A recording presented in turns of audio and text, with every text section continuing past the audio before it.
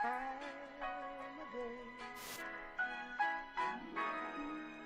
But I ain't been doing nothing but drinking and thinking, yeah. Oh, since you've been away. DJ Payne 1. Oh, come on. I don't think that I'm coming back. Boy, I told you I'm done with that. You think you can do me so wrong? I'm not the one, no, I'm not the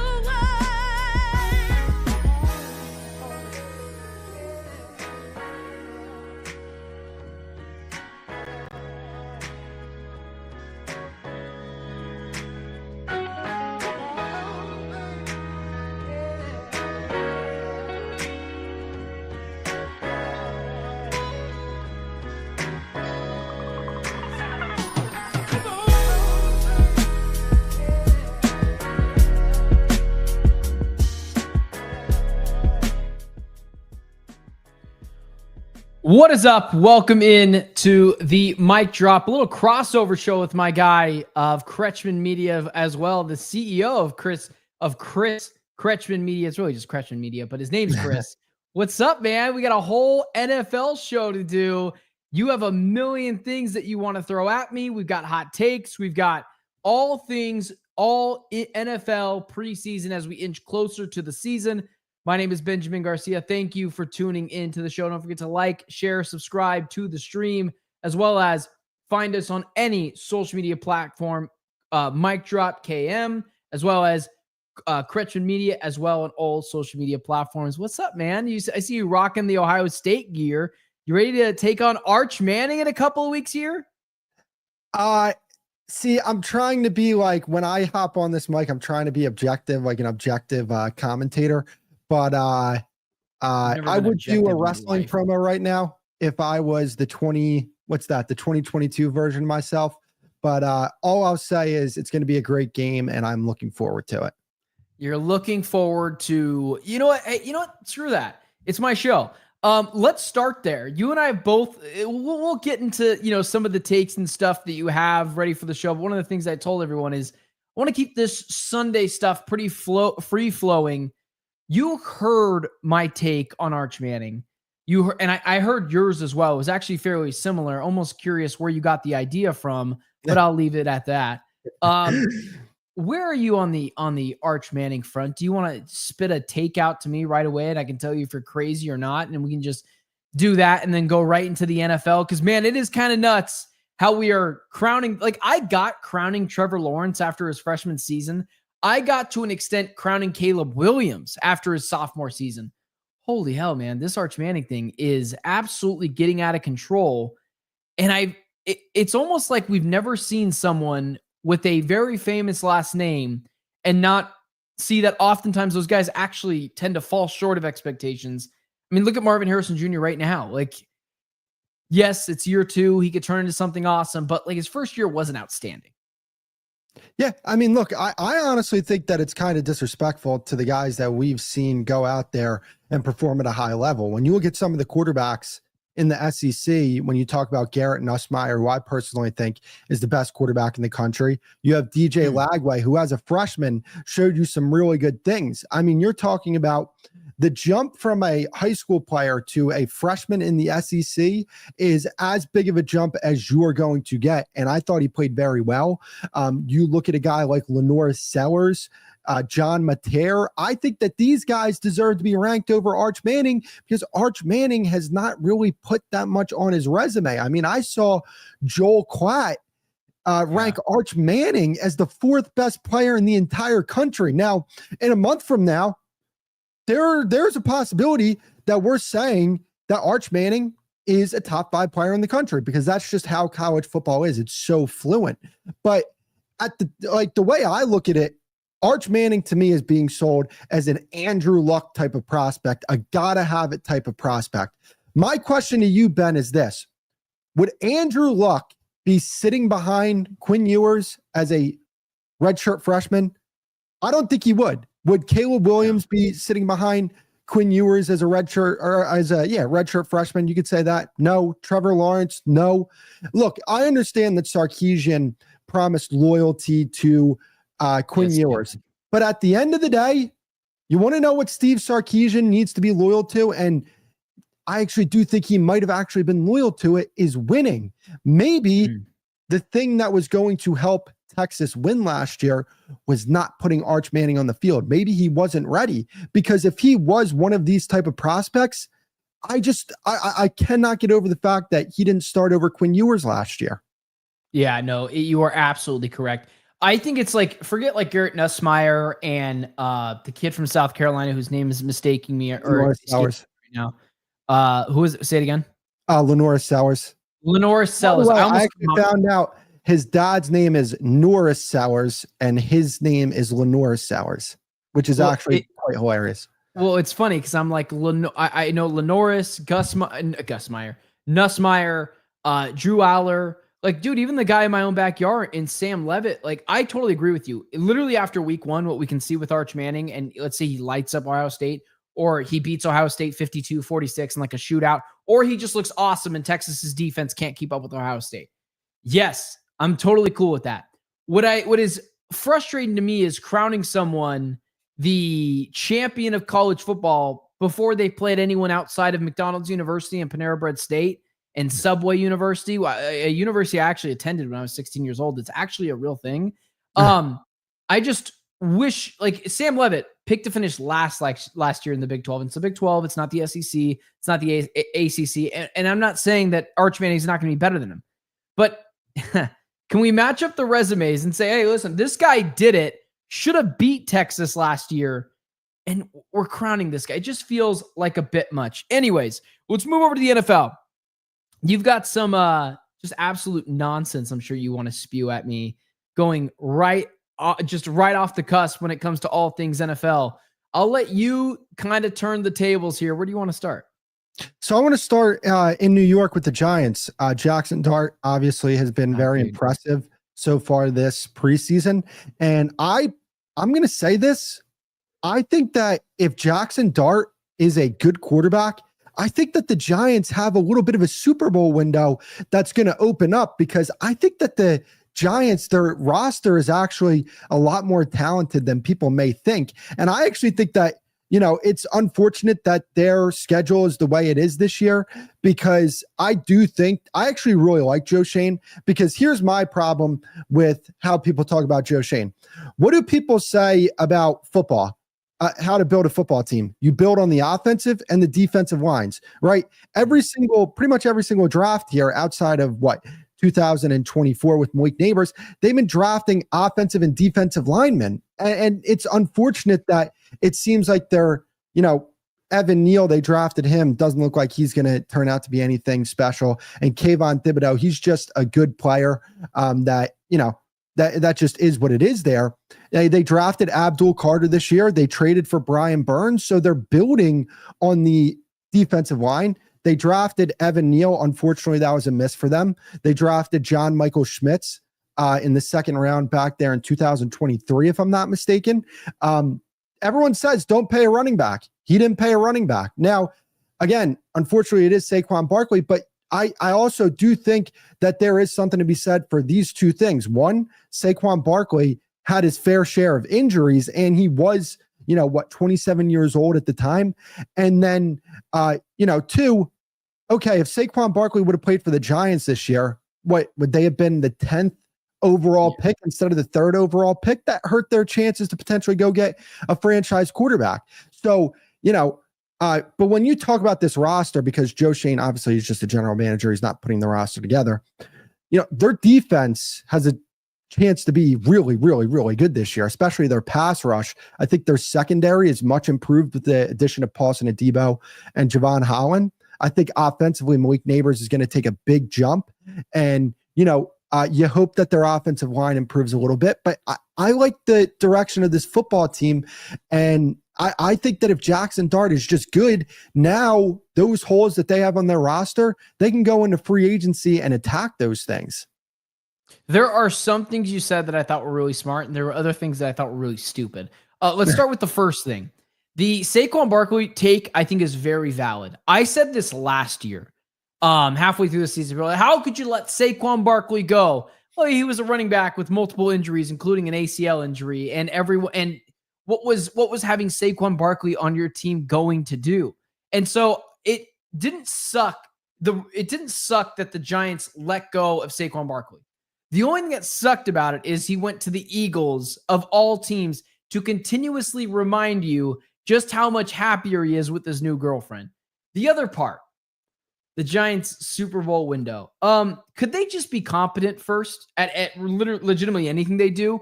I love their defensive line. They've got dudes everywhere on the defensive line.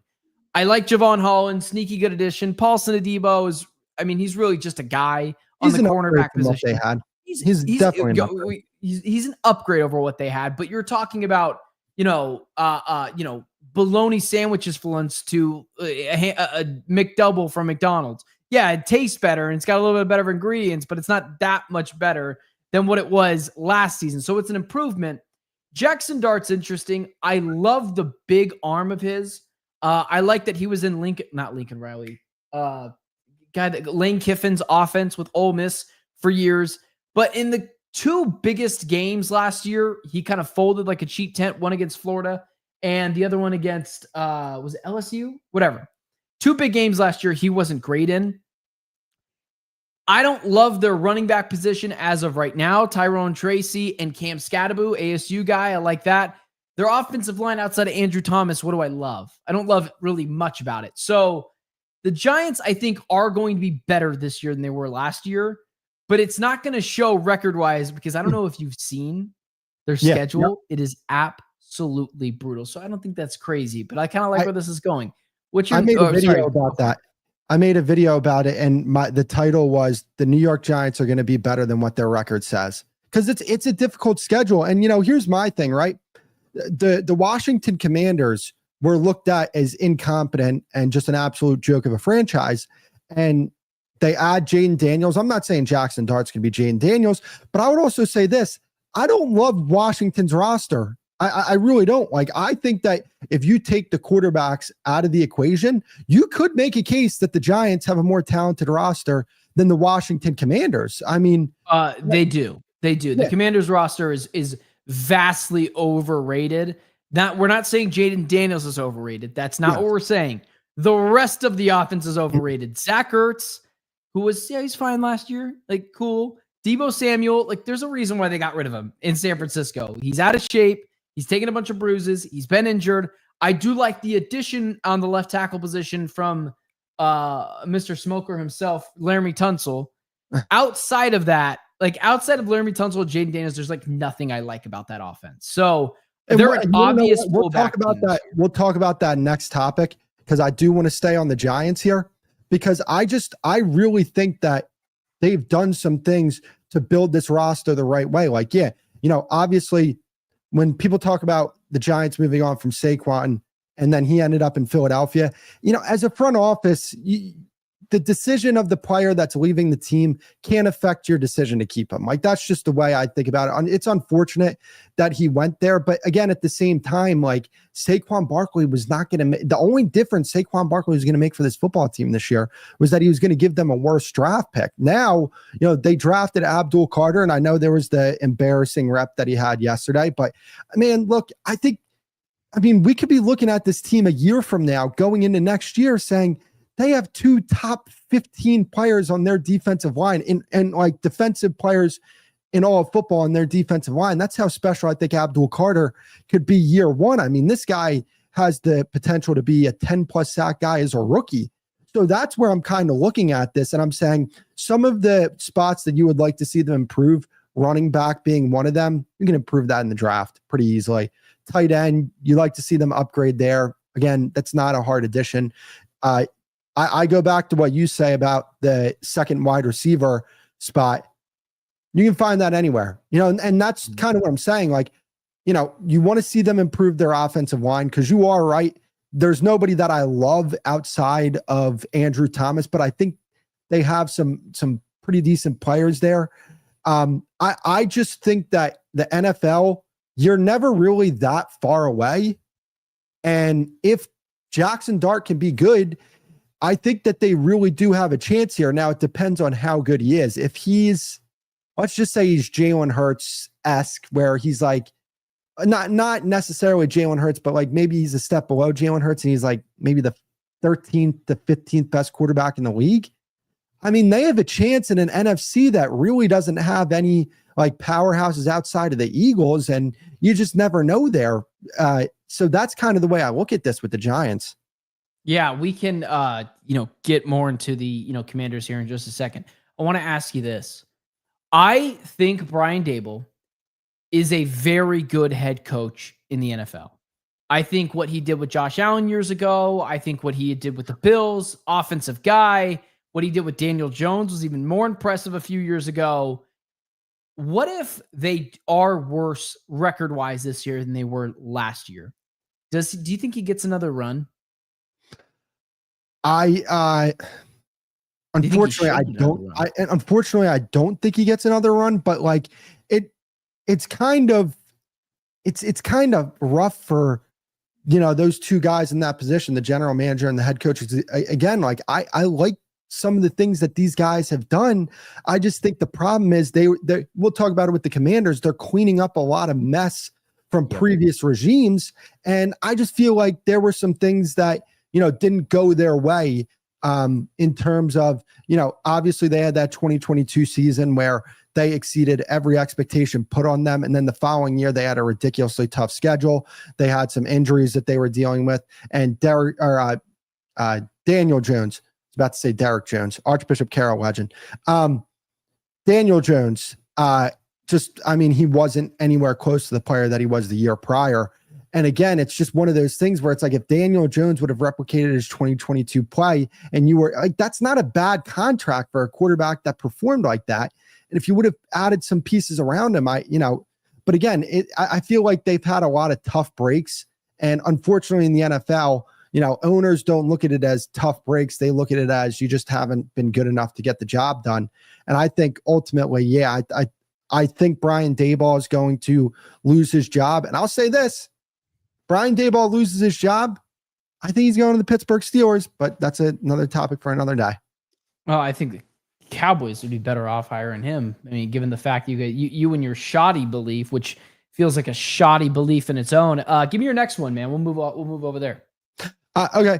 The Washington Commanders. I believe that the Washington Commanders are going to miss the playoffs this year. And I want to go over something, you look at their roster, a lot of these players on their roster, 30 plus years old. And I actually don't necessarily blame this on the front office that they have in place there, because I do think that Adam Peters has done some things that I really like. But unfortunately, when you go back and look at some of their drafts since 2017, you talk about Jonathan Allen, who was obviously a very good player for them, no longer on the team.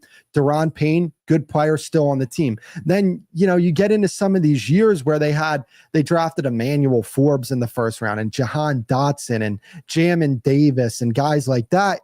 And I just don't think they've drafted well enough to really sustain what they did. And I don't think that they made the amount of moves that they needed to make to really put themselves in a Super Bowl position, because, Jason Tim said this about the NBA. You can win 2 games in the NBA Finals and not be anywhere close to winning the NBA Finals. And that's kind of the way I felt about the Commanders after that Eagles game, where it's like you could be in the NFC Championship game and not be close. And I personally don't think they're close. I think they have a really damn good quarterback. But again, we have to see it in year 2.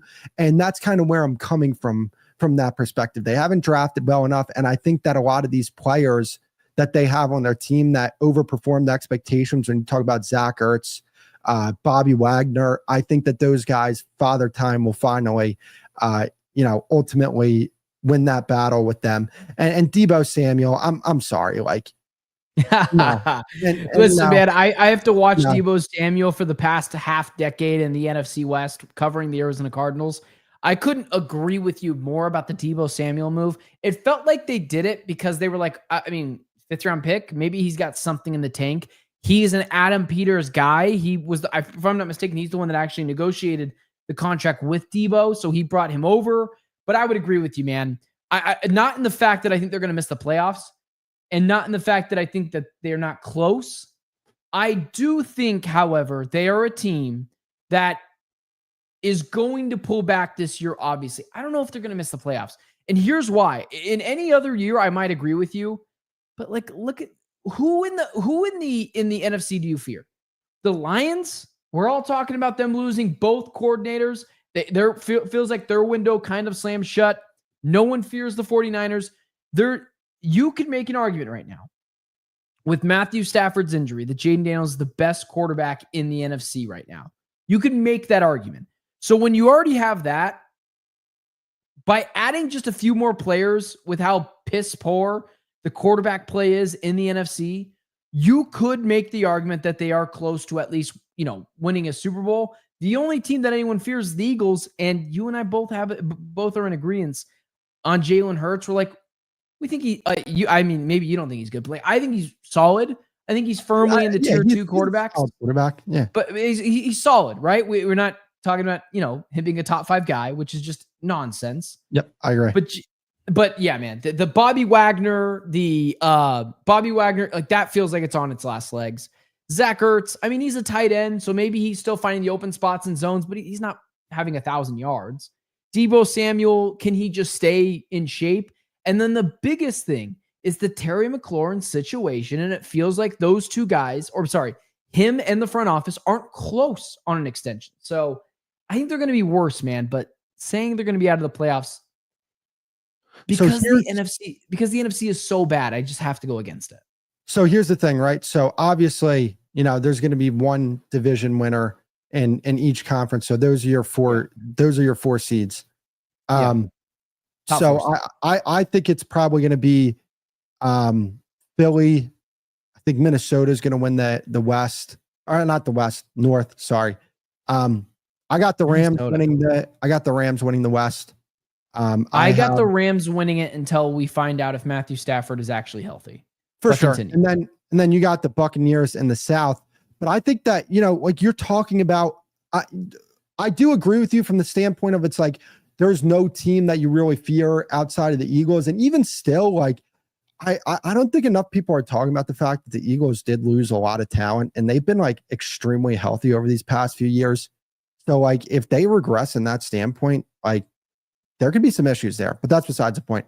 Like when you look at the depth of this conference, I think there is a lot of uncertainty, but I think that this could be the depth of this conference could actually be very strong. I mean, you still have the Lions, you still have the Packers. I know you're not high on the Cowboys, but let's be honest, that team, if things work, if a few things go their way, that could be a very dangerous team, not like a Super Bowl dangerous, but that could be a dangerous team. You've talked about the Cardinals. You've even talked about the Seahawks. And again, like when you look at the NFC West, I mean, if I'm not mistaken, the teams in that conference don't necessarily have a hard schedule. And no, it's a cakewalk for 3 of the 4 teams in there, being every team outside the Rams, because the Rams have a first place schedule technically. Yeah, and that's what I'm saying. Like I could see 3 teams from the NFC West make the playoffs, because I personally think that the 49ers are going to make the playoffs because of how bad that schedule is. Yeah. So the way I have it, I have the 49ers making the playoffs. I have the Lions, and then I have Dallas making the playoffs. And to be honest with you, I think that like when you look at the Commanders, I'm going to be honest with you. Do they have the worst defense in the league? Like their defense. Dan Quinn was working miracles last year. Also, man, they didn't beat any playoff teams last year in the regular season. 1-5 against playoff teams last year. And do you want to know why they beat the one team? Because Philly wasn't starting Jalen Hurts. Yeah, exactly. Yeah, he got injured. He got injured about a quarter of that game, and I think it was Kenny Tupou. Yeah. Yeah. So no, I would agree with you there as well. All right, let's move on to your final one. What else you got for me? Yeah, let's talk about it. Now this one kind of similar to the Giants take that I had. If JJ McCarthy is good, the Vikings are Super Bowl contenders this year. they've done a lot. Like ever since they moved on from Sam Darnold, they weren't going to pay him that big contract. I think that they made a lot of really smart moves. They improved on both sides of the line of scrimmage. I think they improved in their secondary. Obviously, they improved in their running back room, adding Jordan Mason. They have, I think, the best coaching staff from offensive, defensive play callers, maybe obviously outside of Kansas City, but they might be number 2 from that standpoint. When you talk about offensive and defensive play callers, they have a ton of talent on that football team. I would even make the case that I think when you look at both sides of the ball, they may be the most talented team in the NFC outside of the quarterback. It's just the quarterback for the Vikings, JJ McCarthy, who I think he's going to be a fine quarterback for that team. I just look at that team and I say there are a lot of things to really like about that team. And I think that, they're going to be a real player in the NFC this year. My second best quarterback coming out of the drafts last year, I thought was JJ McCarthy. No, he wasn't asked to do a ton, but I thought last year's draft class was a little overrated. I was clearly wrong about that, and I'll probably be wrong about who the second best quarterback was. We might just go 5 for 5 in that draft for quarterbacks, given Caleb Williams, and we'll see what Michael Penix and JJ McCarthy can do. But one of the things about JJ McCarthy that I love is whenever he was asked to make the throw, he made it at Michigan in multiple different instances. Now, this is a little different because the contrary to the Giants, the Vikings are a well-run organization who are in the middle of the country that no one ever pays attention to. They've never had, outside of Fran Tarkenton before I was born, a quarterback for a long-term superstar bona fide guy, so they're still looking for that. But they have the best roster in the NFL outside of Philly. They've got 2 good running backs. They've got 2 good wide receivers. They've got an offensive line with Garrett Bradbury and O'Neal. Those guys, it's a solid offensive line all the way around. Actually, I'm not actually sure if Bradbury is still Christian there. Christian Darrisaw is still there. He's a franchise left tackle. Ryan Kelly. Ryan Kelly took over. So Ryan Kelly took over for Garrett Bradbury at the center position. The defensive side of the ball. Vikings. That's what I'm saying. The defensive. Oh yeah. Sorry. I was going to say the defensive side of the ball is even more interesting because I like Byron Murphy. I don't love Byron Murphy, but I like Byron Murphy. I like Shaq Griffin. I like Shaq Griffin, but their pass rushers are absolutely insane. They let go of Daniil Hunter. They brought in Jonathan Greenyard. They've also got another dude on that defensive line whose name from Zadarius Smith is on that defensive line too. And it's all being orchestrated by Harrison Smith and Brian Flores. So that team, I think, will be a playoff team this year because of how much they have. But it's an X factor, man. We're talking about JJ McCarthy and if he can be that guy. See, here's the thing. Here's the question that I have for you.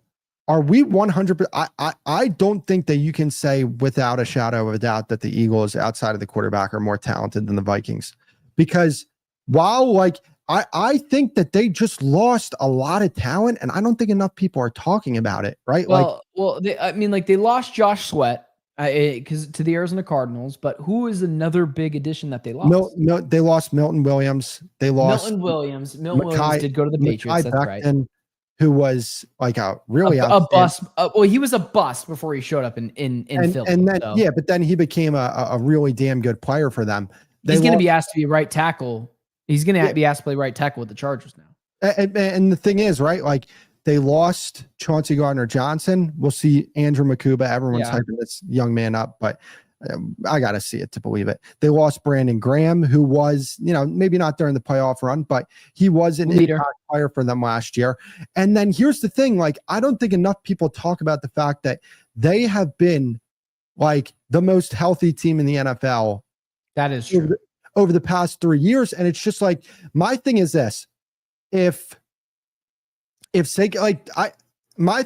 new thing with the NFL is you're injury prone until you play one full season, and then you're not injury prone anymore.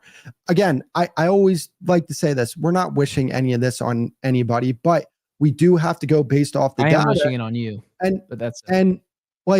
If they lose Saquon Barkley, now you're putting a lot more on Jalen Hurts' plate. I don't know. I don't even know who the backup is for Saquon Barkley in Philly, now that I think about it. However, That is the kid out of Clemson. That's right. Will Exactly. Shipley. AJ Dillon is another guy. But that's what I'm saying. Like, I just think that, like, last year they were extremely talented. I think they're going to pull back a little bit this year because but they lost if a lot of I guys. if I just put those teams paper to paper, the Eagles have the better wide receiving core because I like Devonta Smith more than I like Jordan Addison. It's not clear though. Like, I don't think you could say I don't think you could say definitively. I think that the Vikings have a really underrated receiver because here's the thing.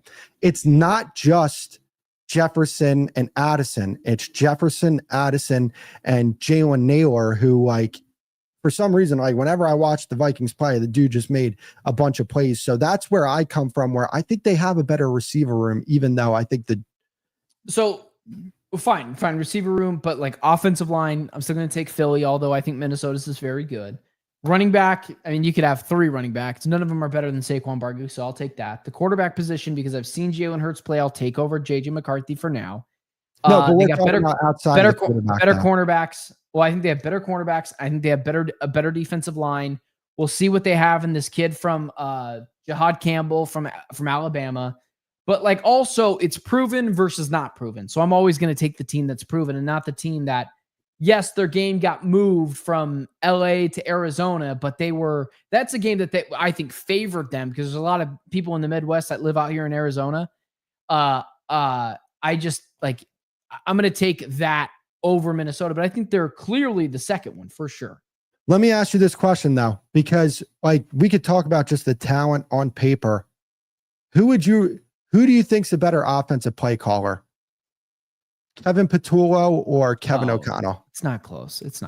But that's what I'm saying. Like, you can say their offensive pieces are better, but what I'm saying is Kevin O'Connell and what he's able to do, I think that elevates that roster. And Brian Flores and Vic Fangio, I'm going to give the nod to Vic Fangio, but Brian Flores is not that far behind him.